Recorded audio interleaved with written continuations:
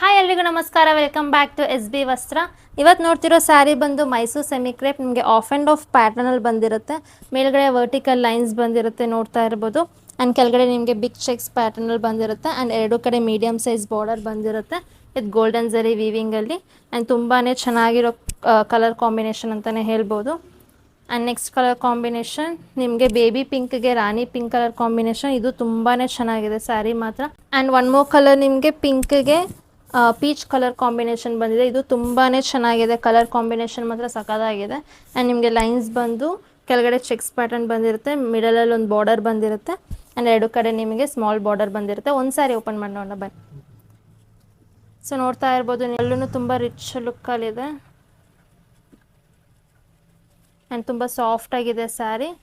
And ಇದು ನಿಮಗೆ blouse ಆಗಿರುತ್ತೆ. ಬ್ಲೌಸ್ ನಿಮಗೆ ಚೆಕ್ಸ್ ಪ್ಯಾಟರ್ನಲ್ಲೇ ಬಂದಿರುತ್ತೆ.